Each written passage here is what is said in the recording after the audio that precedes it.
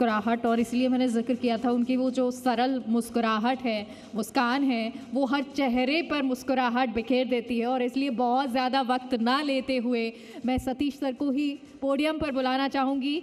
Sir कृपया podium पर पधारें और संबोधन दें। जोरदार तालियों से सर का स्वागत करें।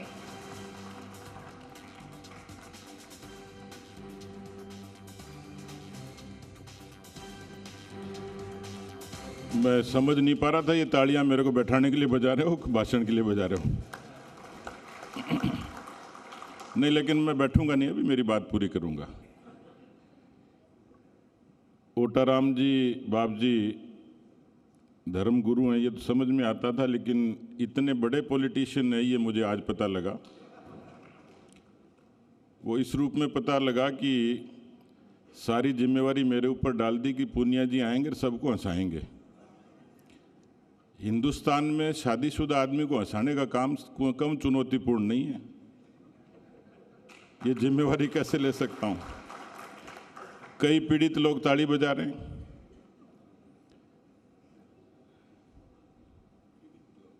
अच्छा, वो समझे नहीं बाप जी, सामने वाले अपनी समझे।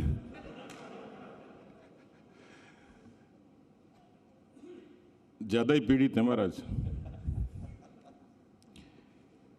तो एक तो तालियां इसलिए बजाइए कि जी मीडिया ने सिरोही जिले को चुना और सिरोही जिले की समस्याओं पर चर्चा भी की।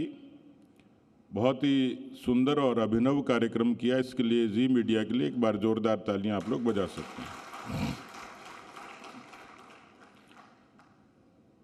मंच पर विराजमान हम सब के श्रद्धेय मंत्री, अनुभवी राजनेता और धर्मगुरु के रूप में भी आपकी ख्याति है। और संचालिका महोदय ने ठीक ही कहा कि धर्म और राजनीति ये मिल जाएं तो देश और समाज का भला हो सकता है। तो स्वाभाविक तौर पर एक ऐसी शख्सियत हमारे बीच में आदरणीय लुम्बाराम जी का जब टिकट की घोषणा हुई तो लोग, आजकल गूगल से तो कोई बच ही नहीं सकता, लेकिन लोगों ने भाभी जी की भैंस चराते हुए की वीडियो चला दी। टिकट लुम्बाराम जी को मिली, वीडियो भाभी जी का चल रहा था। लेकिन ये भारत के लोकतंत्र की ताकत है कि लुम्बाराम जी जैसा साधारण व्यक्ति भारत की संसद में जा सकता है। क्योंकि चुनाव की और राजनीति की केवल एक क्वालिफिकेशन नहीं होती कि ये फलां की विरासत है, ये शहर में पैदा हुआ है, ये अंग्रेजी बोलता है।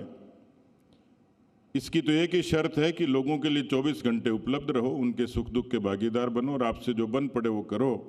मुझे लगता है कि ये सारी योग्यताएं लुम्बाराम जी में थी और वो सिरोही जिले का अच्छा नेतृत्व संसद में कर रहे हैं। समाराम जी मेरे से भी ज़्यादा मुस्कुरा रहे हैं। समाराम जी को मैंने कहा आपने ठीक काम किया, फटाफट पीछा छुड़ा लिया। बोले जी आप किस लिए आए हो? मतलब ओटाराम जी ने तो आदेश दे दिया और इन्होंने धीरे से सरका दिया कि मैं पूनिया जी आगे तो अपना गला क्यों फाड़ूं। लेकिन कम शब्दों में मर्म की बात रखी।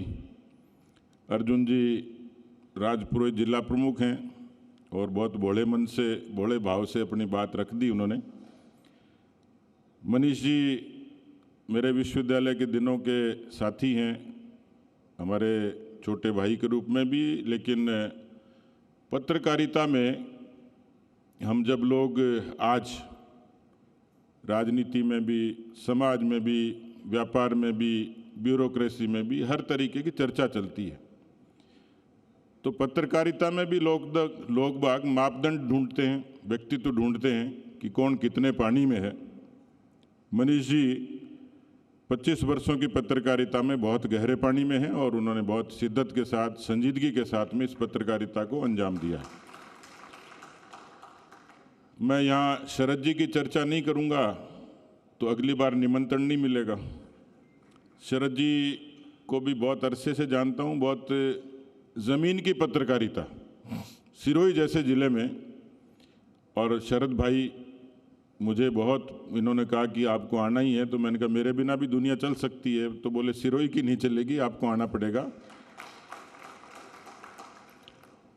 रमेश जी पाटीदार क्योंकि रहने और खाने की व्यवस्था करते हैं, इसलिए उनका भाषण सुना, अच्छा था लेकिन खतरा भी था।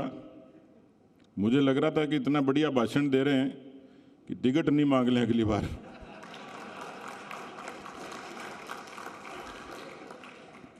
तो मैंने एक शर्त रखी है कि आपका भाषण सुन लेंगे लेकिन टिकट बहरीन से और बहरीन से ही मांगना।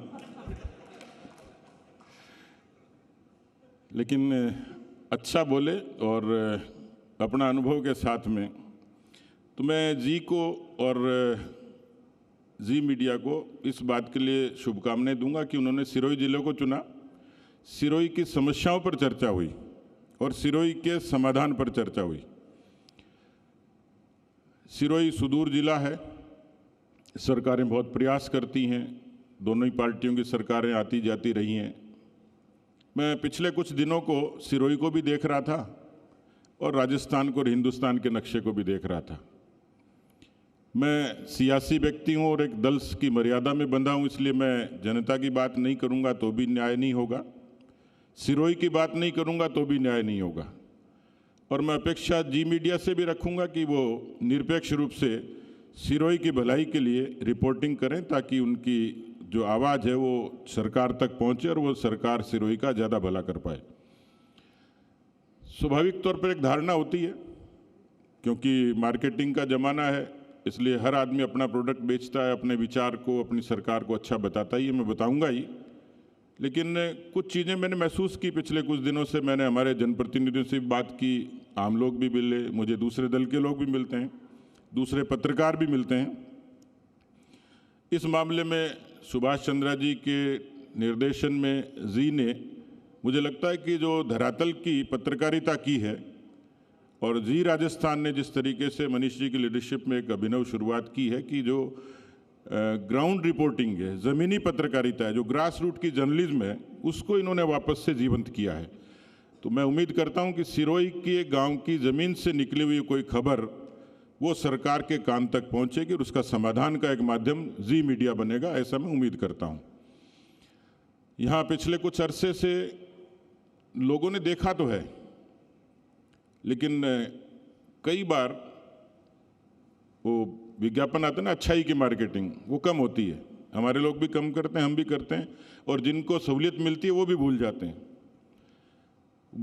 कभी सिंगल रोड पर चलते थे जिस पे खड्डों की चर्चा होती थी। मैं देश के यशस्वी प्रधानमंत्री उस समय के अटल बिहारी वाजपेयी जी को यहाँ श्रद्धा से याद करूँगा कि उन्होंने जो स्वर्णिम चतुर्भुज की और हाईवेज को विकसित करने की जो योजना बनाई, आज उसका आनंद सिरोही के चारों तरफ लोग ले रहे हैं।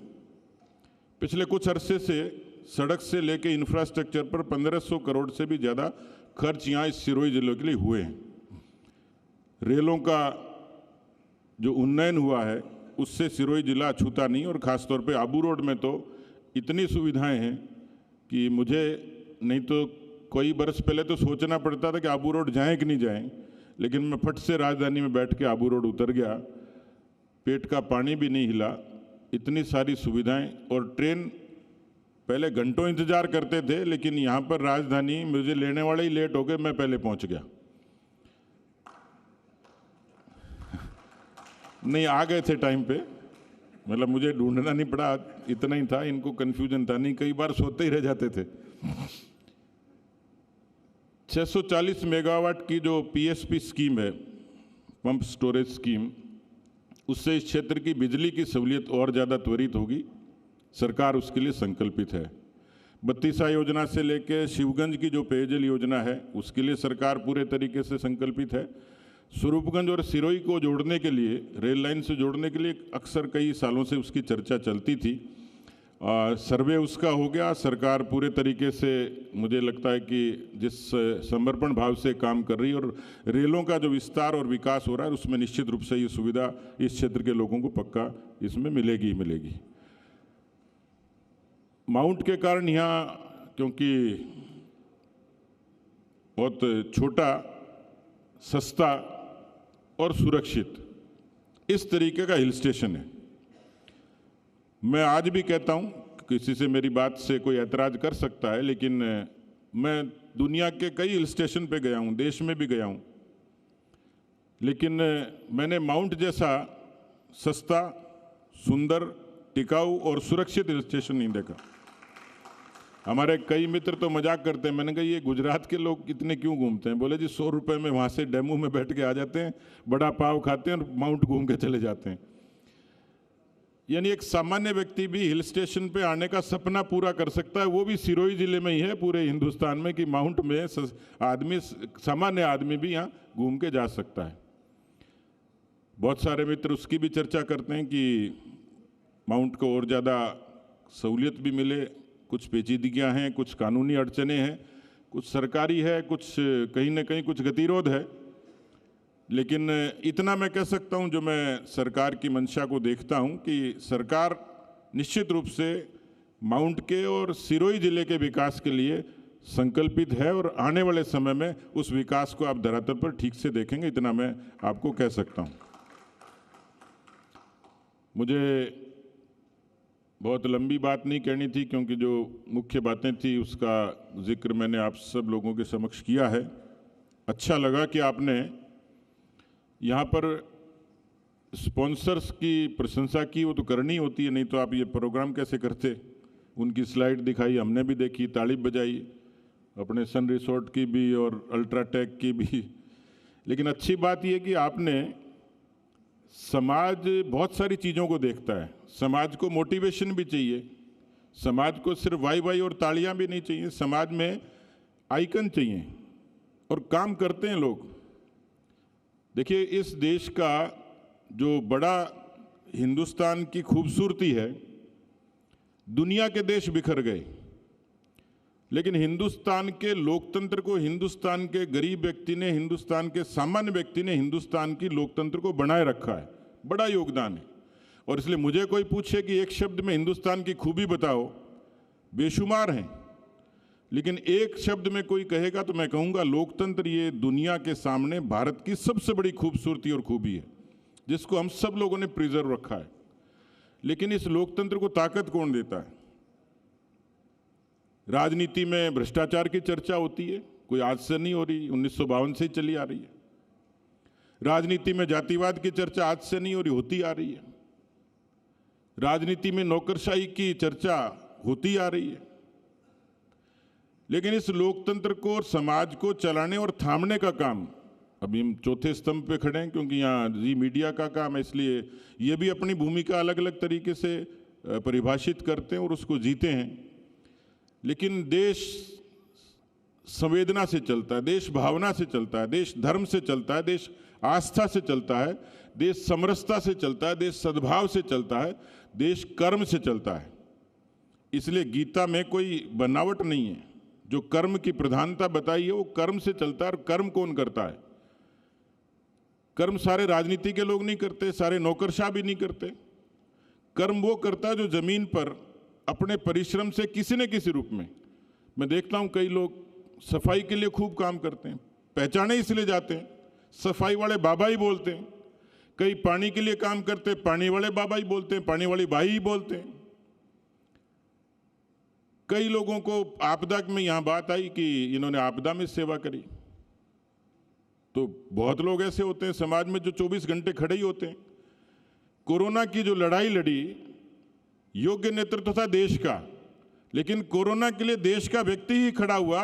और दुनिया में उदाहरण था कि जब कोविड का आगमन हुआ तो लोगों को सबसे पहले फोकस था भारत पे कि सबसे ज्यादा यही मरेंगे।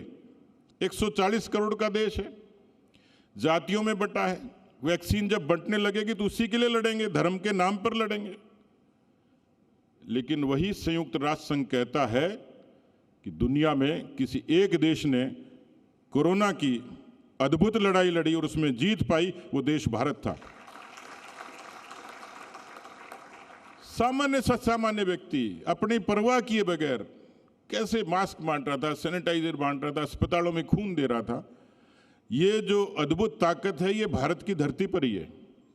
और इसलिए समाज में कहीं ना कहीं कोई न कोई किसी न किसी रूप में, कोई बच्चियों की पढ़ाई के लिए काम करता है, कोई जनजाति के उत्थान के लिए काम करता है, कोई धर्मांतरण को रोकने के लिए काम करता है, कोई गौमाता की रक्षा के लिए काम करता है।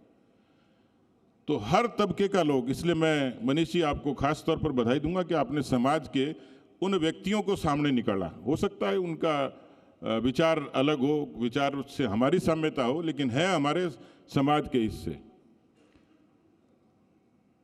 हमारे कई बार मजाक करते हैं अपने आपदा वालों का, इसलिए मुझे ध्यान आ गया कि ये सहयोग करते हैं। हमने भी एक सहयोग प्रकोष्ठ बनाया पार्टी में, तो लोगों ने कहा ये क्या काम करेंगे, तो एक मेरा मित्र मजाक करता था।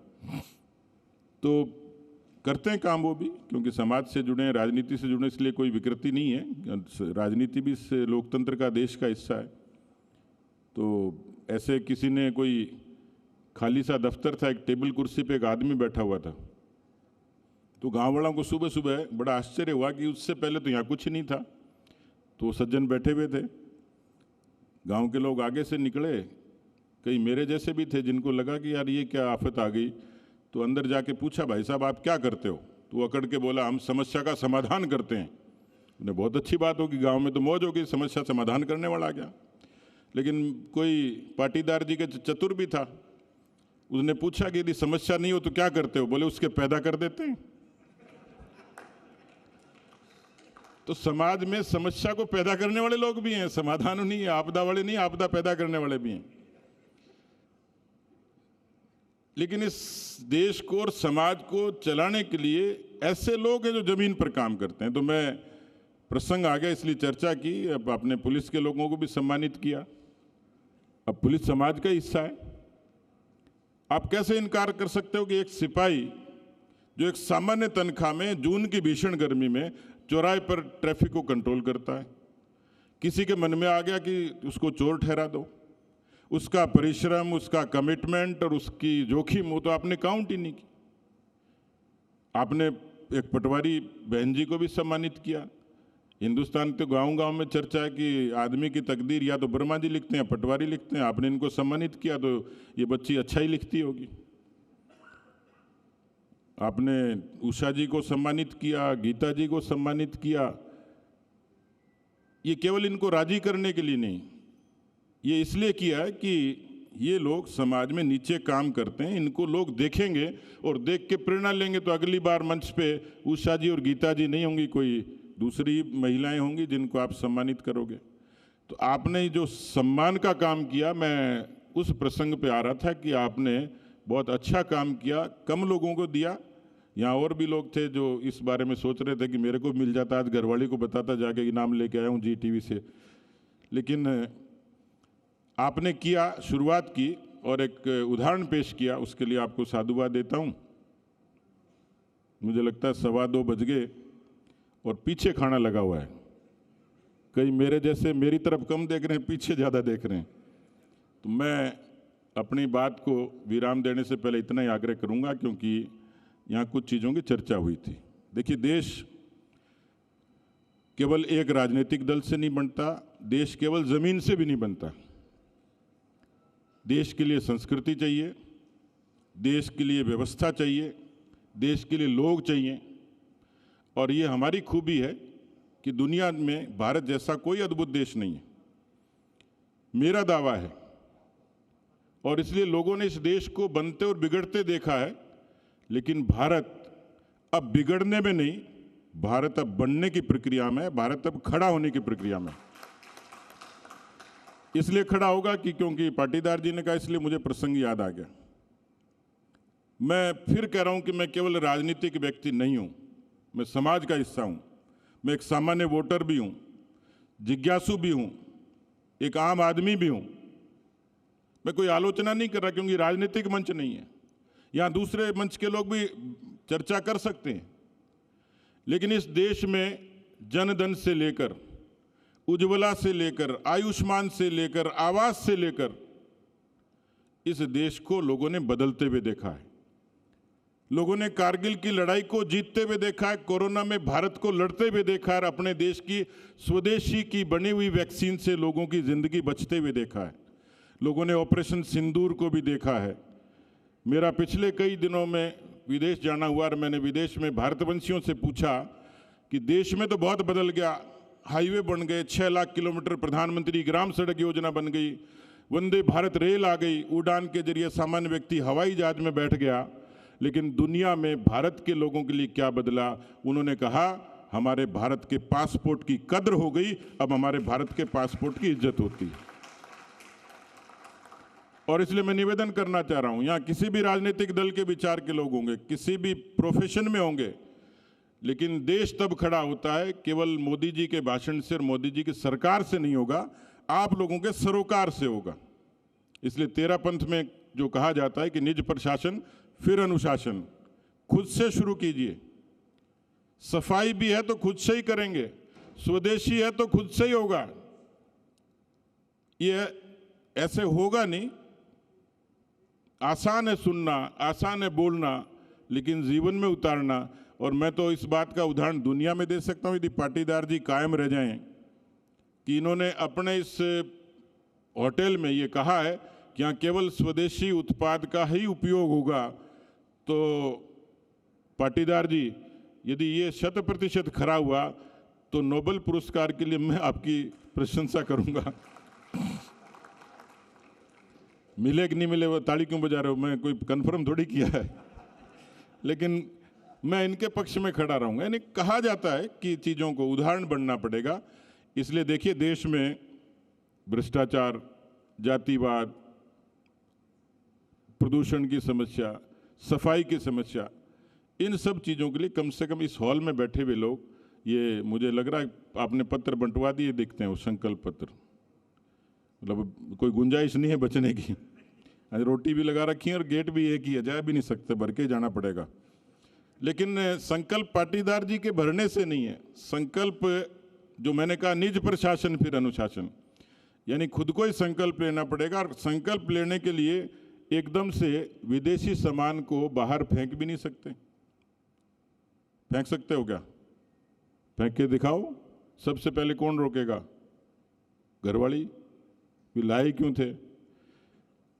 तो पहले छोटे सामान से शुरुआत करो जो आदत में आ सकता हो, कपड़ों से लेके रोजमर्रा की चीजों तक। एक छोटा फार्मूला बताता हूं। जैसे टूथपेस्ट है, टूथपेस्ट के हिंदुस्तान में एक बड़ी विडंबना है, यानी टूथपेस्ट का मतलब कोलगेट। अब देखो, मैं उस पर जा नहीं रहा कि आप कोयले से और नमक से दांत मांजो और दांतुन तोड़ के मरो, वो भी लोग भी करते ही हैं आजकल, लेकिन टूथपेस्ट यूज करना, तो टूथपेस्ट हिंदुस्तान के लोगों को सिखा दिया कि कोलगेट ही होता है। क्यों होता है भाई? डाबर का भी है, पतंजलि का भी है। शुरुआत करके देखो,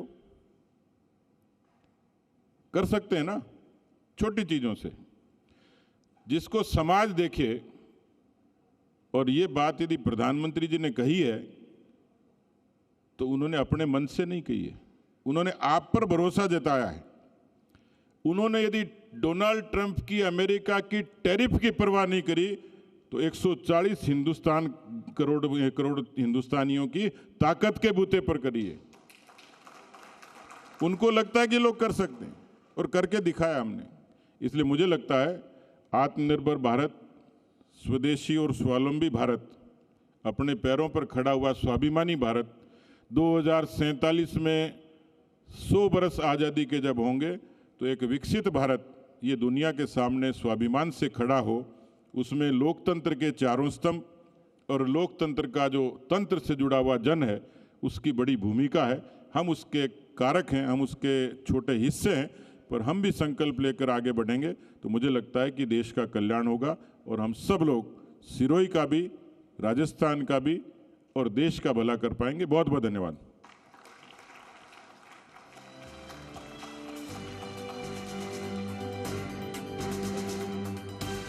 धन्यवाद।